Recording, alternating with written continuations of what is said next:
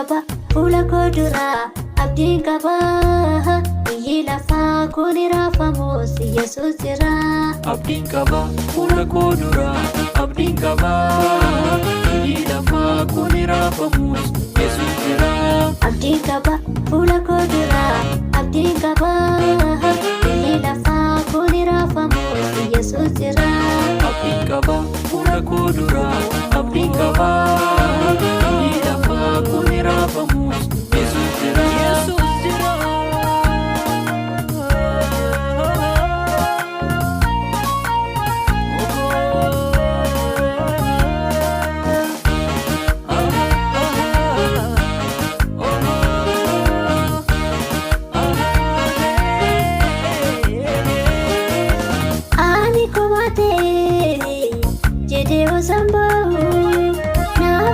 Yesus go, emi mako aku, ani komate, jede osambo. Naftu fa Yesus go, emi mako aku, ini sana jede, anati amani, ani tikseketi, kalatundumani, ani snanarkete, abba bara.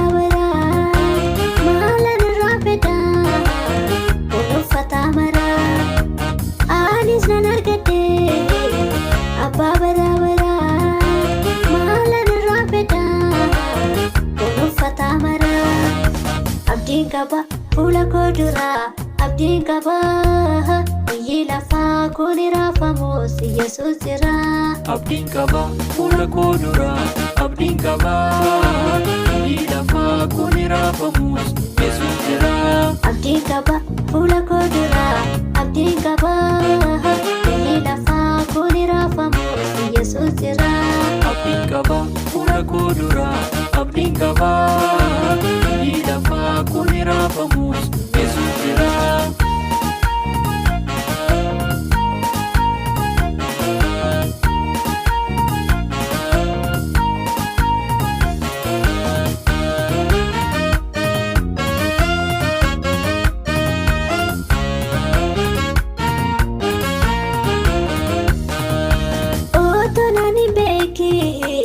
Dursena beekate haadha faffaate ana guddifate kaami meekamnisu oolmaa waaqa kooti jecha na hankata himeeffituwani kaami meekamnisu oolmaa waaqa kooti jecha na hankata himeeffituwani. Abdiin qaba fuula koo duraa abdiin qaba biyyi lafaa kun raafamus Yesuus jira. Abdiin qaba fuula koo duraa abdiin qaba biyyi lafaa kun raafamus Yesuus jira.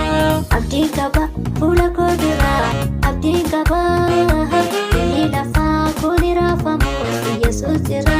Abdiin qaba fuula koo duraa abdiin qaba biyyi lafaa kun raafamus Yesuus jira.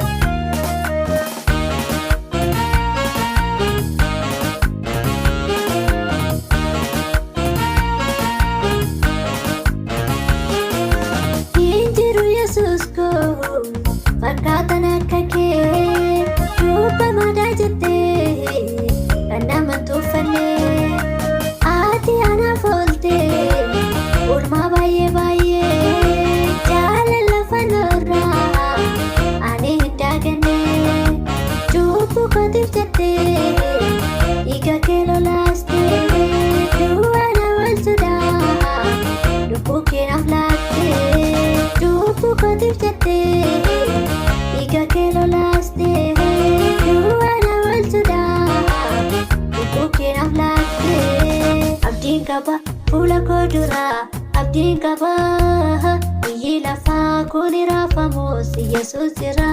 Abdiin qaba fuula koo duraa abdiin qaba biyyi lafaa kun raafamus Yesuus jira. Abdiin qaba fuula koo duraa abdiin qaba biyyi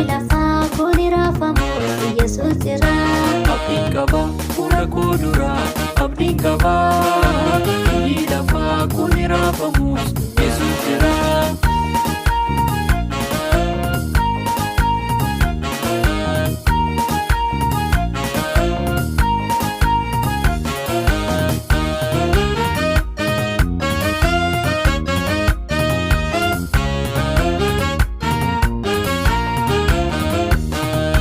Sirraa damba'u gooftaa mana keetii obayaaru garaan diina kooti. Sirraa damba'u gooftaa mana keetii obayaaru garaan diina kooti. Anis qabadheera Yesuus abbaa koo isa tunaafte madaala galfii koo. Anis qabadheera Yesuus abbaa koo isa tunaafte madaala galfii koo. Abdiin qaba fuula koo dura abdiin qaba biyyi lafaa kun raafamus Yesuus jira. Abdiin qaba fuula koo dura abdiin qaba.